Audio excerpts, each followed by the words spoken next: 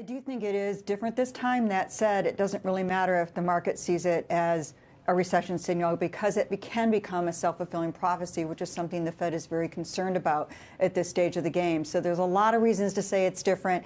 And even then, it may not matter because if the market believes it is a true recession signal, it will have ramifications throughout the marketplace. Now, what will be interesting is how they react to the retail sales data tomorrow, which is likely to be strong coming off the July number, the June number, which was also strong. So this is going to be a lot of noise for the market to sort of absorb and try to figure out how to place their bets. What are the steps in a self-fulfilling prophecy in your view, Diane? I mean, if we're going to put aside whether or not it's the same or it's different or whatever it's caused by, and just think, you know what, we have it now, and if the markets believe it, that's all that matters. I mean, is it that the inversion will stick around for longer, that it will in fact get deeper? Yes. Yes, all of the above. And I think the important issue here, too, is that it will pull the Fed in. And the Fed has to be very strategic because, as you mentioned already, they have less bullets. They have to be very strategic. And you wanted the next time they do an ease, they do a cut in rates, and say they do back-to-back, say they do 50, you want it to be without dissents this time. I think the dissents were useful last time, pushing back against the president, and in the context of a stronger economy. With now the fragilities that we see out there, the Fed is very, very aware of this self-fulfilling prophecy. Last December was their cautionary tale. They don't want to go there again. We actually saw the consumer pull back in a very good economy. And the fourth quarter, in retrospect, after revisions, is now much weaker than it was when the Fed made that last rate hike in 2018. Lori, let me turn to you with a kind of freshman economics question and get you to explain it. I get the idea that what an inversion is. Right. And I get the idea that it has been roughly predictive of past recessions. But why? Why is it? What is the behavior telling you about investors in bonds? Is it that they are piling into 10-year bonds and driving the yield down? Or are they buying short bonds, 2 years, because they think eventually the Fed is going to jump in, reduce rates, and improve the profitability of those 2 years greater than it will the 10-year? What is it? I think it's a combination of the two, probably more the former than the latter. But I think at the end of the day, the reason you're seeing the yield curve invert is that historically, at least, it's been reacting to forces in the economy that are recessionary in and of themselves. I think when economists debate today whether or not the yield curve is giving you a good signal, they're saying, well, there's something broken about the 10-year. There's something broken about the bond year. It's not reacting to the same things today that it did in the past. And I think that's why there's been a lot of debate.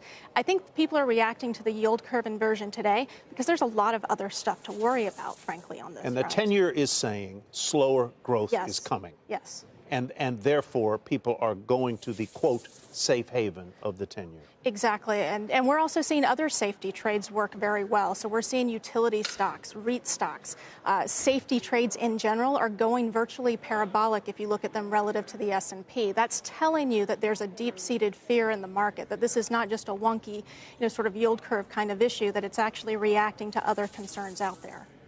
David, is the Fed in a pickle in as much as if they don't react, then it'll be disappointing to the markets and the markets will be concerned. But if they overreact and they do step up their language and or the actual rate cut pace, then the markets can say, you know what, there is something to be worried about.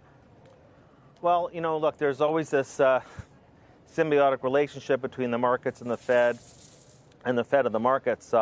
It's always been like that. We're just more hyper-focused than in the past.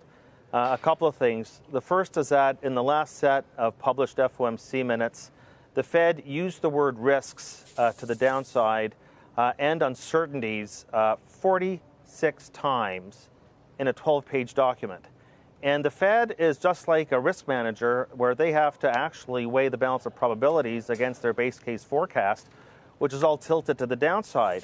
And then you have this other very interesting development that nobody talks about, which is that at his recent, semi-annual congressional testimony, Jay Powell told Congress that the Fed likely over-tightened this cycle. Well, what's the grounds for having a restrictive policy stance right now? I mean, we saw the Powell pivot in January, and it took 7 months to actually put words into action. And, we're focused on the yield curve. There's various parts of the yield curve started inverting last November. The only reason everybody's focused on it now is because so many pundits were saying, oh, don't worry, 2s10s isn't inverted. And then, of course, now it inverts. But you don't need an inversion of the yield curve to have a recession. My lord, Japan had multiple recessions without their yield curve ever inverting. What happened in the U.S. this cycle is we had a huge monetary shock. This is where President Trump is right. The Fed over-tightened. They've not corrected that. With the balance sheet and the 9 rate hikes, the Fed tightened policy de facto 400 basis points this cycle, the only central bank to do that. And Fed policy influences the economy with a lag of 24 to 36 months. So we haven't even seen the full impact of what they did in years past hit the economy, except we know what's happening globally. And the U.S. economy is definitely at risk of recession, and that's irrespective of what happens to the 2s10s curve. It's a lagged impact of the aggressive overall Fed tightening the cycle that is yet to hit home because of the lags.